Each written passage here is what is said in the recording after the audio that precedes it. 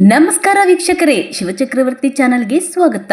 ಅಡಿಕೆ ತೋಟದಲ್ಲಿ ಕಳೆ ನಿವಾರಣೆ ಕೆಲಸದ ವೇಳೆ ಬಲಗಾಲಿನ ಪಾದಕ್ಕೆ ಹಾವು ಕಚ್ಚಿ ಮಹಿಳೆಯೊಬ್ಬರು ಮೃತಪಟ್ಟಿದ್ದಾರೆ. ನಾಯಕನಹಟ್ಟಿ ಹೋಬಳಿಯ ಮಲ್ಲೂರಹಳ್ಳಿ ಸಮೀಪದ ಮ್ಯಾಸರಹಟ್ಟಿಯ ನಿವಾಸಿ ಶಿಲ್ಪಾ ಮೃತಪಟ್ಟ ಮಹಿಳೆಯಾಗಿದ್ದಾರೆ. ಮಲ್ಲೂರಹಳ್ಳಿ ಮ್ಯಾಸರಹಟ್ಟಿ ಗ್ರಾಮದ ಶಿಲ್ಪಾ ಮತ್ತು ನೆರೆಯೊರೆಯ ಮಹಿಳೆಯರು ಶುಕ್ರವಾರ ಗಂಜುಗನಹಳ್ಳಿ ಗ್ರಾಮದ ಮನೋಹರ್ ಎಂಬುವವರ ಅಡಿಕೆ ತೋಟಕ್ಕೆ ಕಳೆ ನಿರ್ವಹಣೆ ಕೆಲಸಕ್ಕೆ ತೆರಳಿದರು. ಸಂಜೆ 4:45 ಸುಮಾರಿಗೆ ಶಿಲ್ಪಾ ಅವರ ಬಲಗಾಲಿನ ಪಾದಕ್ಕೆ ಹಾವೊಂದು ಕಚ್ಚಿದೆ. ತಕ್ಷಣವೇ ಶಿಲ್ಪಾ ನನಗೆ ಹಾವು ಕಚ್ಚಿದೆ ಎಂದು ಜೋರಾಗಿ ಕಿರಿಚಿಕೊಂಡಿದ್ದಾರೆ. ಆಗ ಅವರ ಕಾಲಿನ ಕೆಳಭಾಗದಿಂದ ಹಾವೊಂದು ಹೊರಟು ಹೋಗುವ ದೃಶ್ಯ ಕಂಡು ಅಲ್ಲಿದ್ದವರು ಗಾಬರಿಯಾಗಿದ್ದಾರೆ.